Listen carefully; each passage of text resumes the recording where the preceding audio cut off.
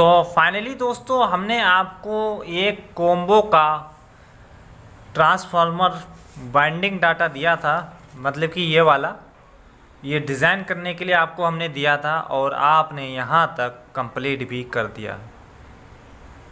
मतलब कि यहाँ तक मैंने आपसे डिज़ाइन करवाया था, आपने यहाँ तक सक्सेसफुल कर दिया है। ठीक है, अब हम जानेंगे दोस्तों इस ट्रांसफार्मर की डिज़ाइनिंग में, जैसे कि मान लेते हैं बैटरी चार्जर है या फिर जो 24 वोल्ट की जो डीसी सप्लाई हम निकालते हैं, तो उसके बारे में आज हम डिस्कस करेंगे यहाँ पर कि उसमें कुछ चीज़ें ऐसी हैं जो नोटिस करना है और फिर वही चीज़ सेम हमें अप्लाई भी करना है। तो कोशिश ये करें कि फोकस दें, फोकस करें और अच्छे से समझें। ठीक है दोस्तों, तो यहाँ पर सबसे पहले तो हम आपको क्या बताना चाहेंगे, जैसे कि मान लेते हैं एग्जाम्पल के तौर पे कि ये हमारे पास एक हम बैटरी चार्जर बनाने जा रहे हैं। ठीक है, तो एक लूप और फिर दूसरी लूप और फिर तीसरी लूप और फिर ये चौथी लूप। अब ये 4 लूप क्यों है इसके बारे में अच्छे से पहले हम समझाते हैं। देखिए, जैसे कि ये हमारे पास एक राउटरी स्विच है। ठीक है, अब इस राउटरी स्विच में जो ये टर्मिनल जो आपको नज़र आ रहे हैं, ये वाले जो टर्मिनल हैं, ये वाले,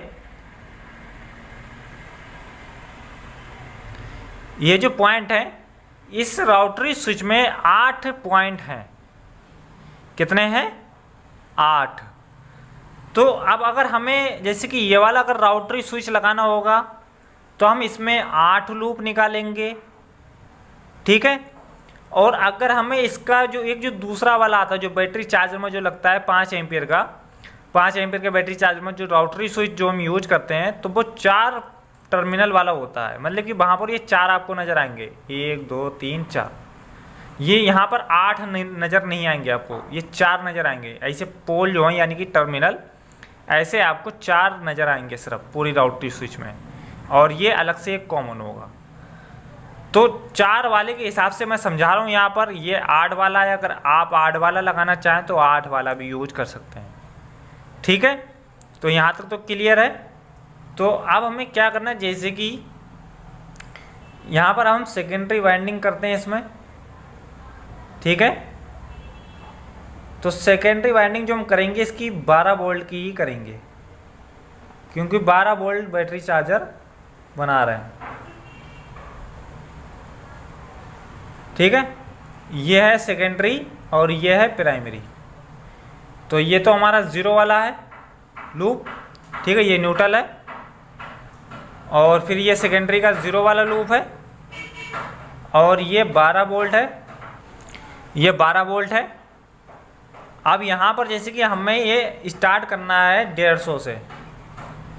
बैटरी चार्जर को बनाए तो आप यहाँ पर एक चीज़ पहले ध्यान से समझें कि 150 से या 110 से या 100 से कम ना बनाए। फिलहाल 150 से कम का ना बनाए तो बेस्ट है, क्योंकि 150 से बनाएंगे तो अच्छा चलेगा, कोई भी ट्रांसफार्मर में दिक्कत नहीं आएगी। ठीक है, तो 150 हो गया, और जो लास्ट में हम कर देते हैं इसको 280।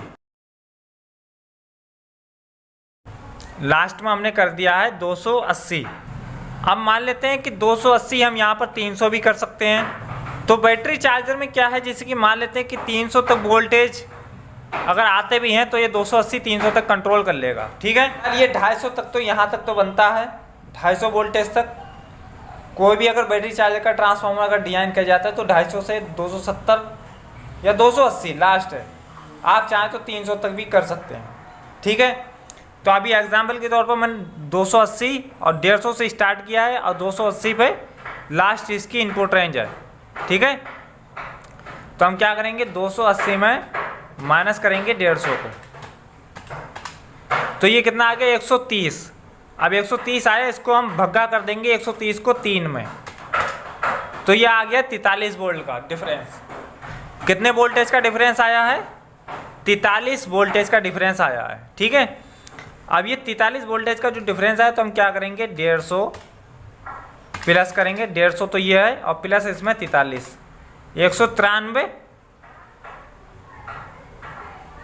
193 प्लस 43 236,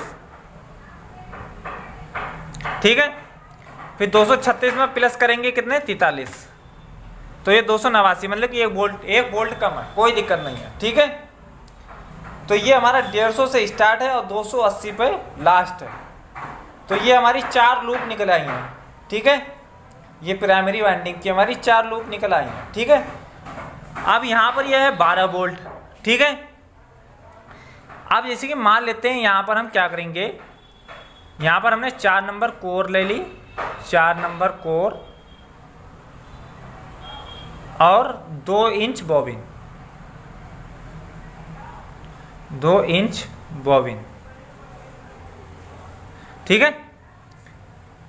ये हमने 4 नंबर कोर और 2 इंच बॉबिन ले लिया हमने।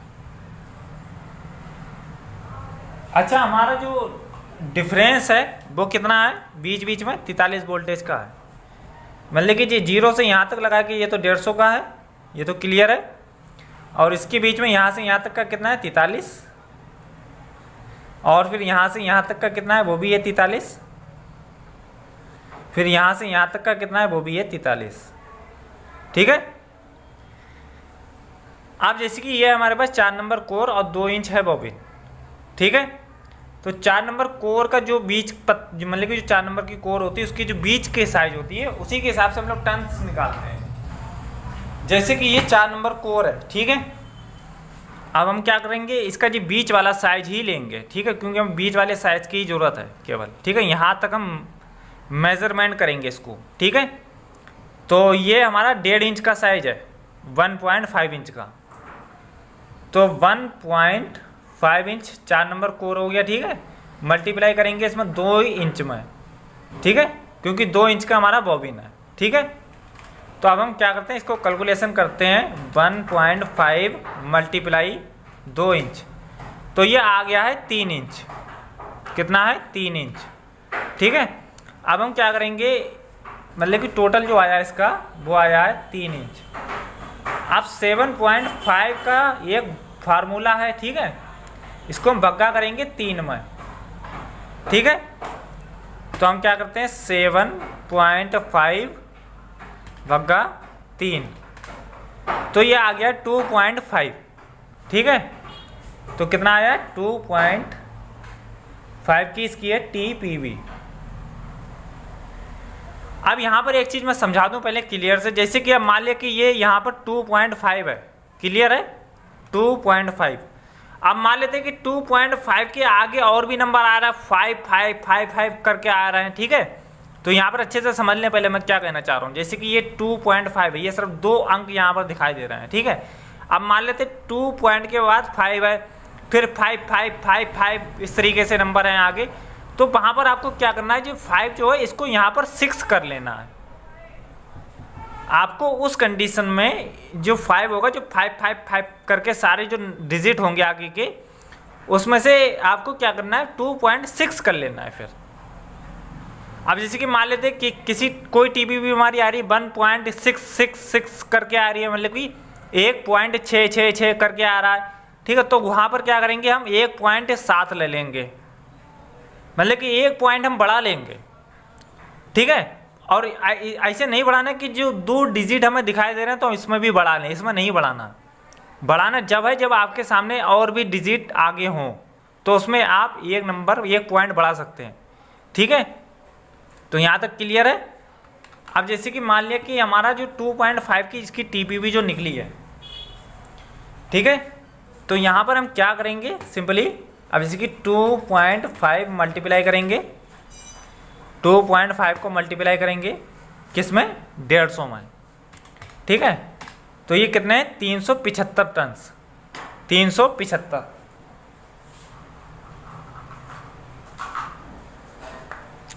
ये है हमारे 375, ठीक है, 375 टन है। अब हमारा यहाँ से यहाँ तक का जो डिफरेंस है वो है 43 वोल्टेज का डिफरेंस, मतलब कि 43 वोल्टेज का, तो हम क्या करेंगे 2.5 करेंगे, ठीक है। 2.5 की TPB है, मल्टीप्लाई करेंगे इसमें 43, मतलब कि जो डिफरेंस हमारा 43 वोल्टेज का जो है उसमें, तो ये हमारे कितने आ रहे हैं 107 टन, 107, ठीक है। 107 टन लेना है। अब जैसे कि आप मान लिया कि यहाँ पर 107 टन के आगे ये 0.5 आ रहा लग कर, तो आप इसको रिमूव कर सकते हैं आगे का नंबर, मतलब 0.5, 107 आ रहा है, 107 आप ले सकते हैं। अब पता चल रहा है कि जैसे कि 5 या आप 1 टन बढ़ा सकते हैं या फिर 1 टन आप घटा सकते हैं, ठीक है। तो यहाँ पर 107 आ गया। आप जैसे कि यहाँ पर भी 43 का है, तो यानी कि यहाँ पर भी 107 ही टन आएंगे, तो यहाँ पर भी हमारे 107 ही टन आएंगे, ठीक है, क्योंकि 43 का डिफरेंस यहाँ पर भी है, फिर यहाँ पर भी है, फिर यहाँ पर भी है। अब मान लिया कि हमारा ये 12 वोल्ट है, ठीक है। तो अब हम क्या करेंगे, जैसे कि 2.5 की TPB है, 2.5 मल्टीप्लाई 12 वोल्ट, तो ये हमारे 30 टन आ रहे हैं। कितने आ रहे हैं 30 टन। अब हमें 30 टन नहीं लेना है यहाँ पर, बस ये इसी चीज़ को समझना है अच्छे से। आपको क्या करना है कि आपको 10% और एक्स्ट्रा करना है, मतलब कि 10% एक्स्ट्रा लेना है टन। अब जैसे कि ये 30 है, तो 30 में हम 3 टन और बढ़ा देंगे, तो ये हमारे कितने हो जाएंगे 33 ले सकते हैं, 34 ले सकते हैं, ठीक है। पर जैसे कि ये नहीं कि हमारे 30 टन आए तो 30 ही हम लगाएंगे, क्योंकि हमें 10% एक्स्ट्रा करना है। अगर जैसे कि मान लिया कि हमारे 100 टन है, 2.5 के हिसाब से हमने देखा कि 100 टन आ रहा है हमारे, ठीक है, तो हमें 100 टन वो पूरे के पूरे नहीं लेना है, उसमें हमें फिर क्या करना है 10 टन और बढ़ा देना है आगे, क्योंकि 100 पे 10 एक्स्ट्रा है, 100 पे 10 एक्स्ट्रा है। तो इसी प्रकार से आपको क्या करना है कि अगर 10 टन अगर हमारे आ रहे हैं तो उसमें हम 1 टन बढ़ाएंगे, अगर 20 टन होंगे तो 2 टन बढ़ाएंगे, 30 टन होंगे तो 3 बढ़ाएंगे, ठीक है। अब जैसे कि ये 30 टन आ रहे हैं हमारे, ठीक है 30, तो यहाँ पर हमारे 30 है, तो 3 और बढ़ा देंगे तो कितने हो गए 33, तो हम 33 की जगह पे 34 कर लेते हैं, पर कम नहीं होने देंगे हम, ठीक है। तो ये 34 वोल्ट मतलब कि 34 टन यहाँ पर आ रहे हैं। अब आपको क्या करना है यहाँ पर समझना आपको ये है कि सबसे पहली चीज़ तो ये आ रही है कि जैसे कि मान लें कि आपने 0 से 12 वोल्ट की जो वाइंडिंग की है, ये तो बैटरी चार्जर हमारा, ठीक है। अब जैसे कि हम जो अपना मेन ट्रांसफार्मर जो बनाते हैं 24 वोल्ट की सेकेंडरी के साथ में, मतलब कि जो सप्लाई निकालते हैं हम, अब जैसे कि अभी दिखाता हूँ आपको कौन सी सप्लाई, ये वाली जो सप्लाई है 24 वोल्ट की, तो यहाँ पर भी हमें 10% एक्स्ट्रा ही करना है। अगर मान लिया कि हमारी जो TPB आ रही है, मान लेते हैं कि हमारी TPB आ रही है 1.5 की, ठीक है, 1.5 मल्टीप्लाई 24, तो ये हमारे 36 टन आ रहे हैं, ठीक है। कितने आ रहे हैं 36, तो 36 में हम क्या करेंगे 4 टन और एक्स्ट्रा कर देंगे, तो ये हमारे कितने हो जाएंगे पूरे के पूरे 40 टन, ठीक है। यहाँ पर ये भी ध्यान देना था कि 10% एक्स्ट्रा करना है आपको, ठीक है। और एक चीज़ और बताई थी कि जो TPB, जैसे कि जो भी आपकी TPB आएगी उसमें जो आगे के जो डिजिट होंगे उसको आप 1 पॉइंट बढ़ा लेंगे, मतलब कि 1 पॉइंट आप बढ़ा सकते हैं आगे का, ठीक है। अब आपको करना क्या है, अब मैं आपको देता हूँ काम एक, ठीक है। आपको बैटरी चार्जर अब डिज़ाइन करना है। बैटरी चार्जर कितने बैटरी चार्जर डिजाइन करेंगे वो मैं यहाँ पर अब बता देता हूँ आपको जो है 4 नंबर कोर और 3 इंच बॉबिन,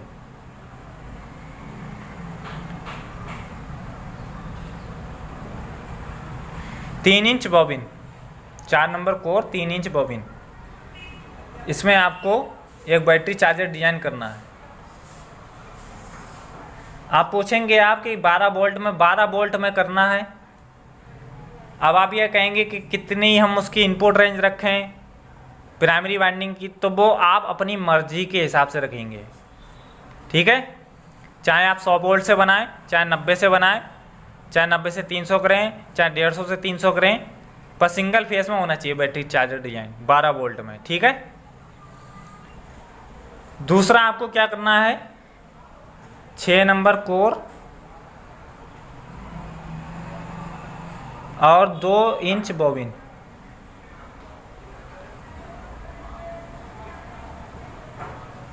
दो इंच बॉबिन, ये भी आपको 12 वोल्ट में ही बनाना है, ठीक है। सिंगल फेस में ही डिजाइन करना है इसको। हो गई ये दो मुझे काम करके दीजिए, फिर आगे और बढ़ते हैं, ठीक है। यहाँ तक अच्छे से समझ में आया? कोई दिक्कत, कोई अगर कन्फ्यूजन हो, कुछ भी हो, आप मुझसे क्लियर कर सकते हैं, ठीक है। तो फिर मिलते हैं नेक्स्ट वीडियो में।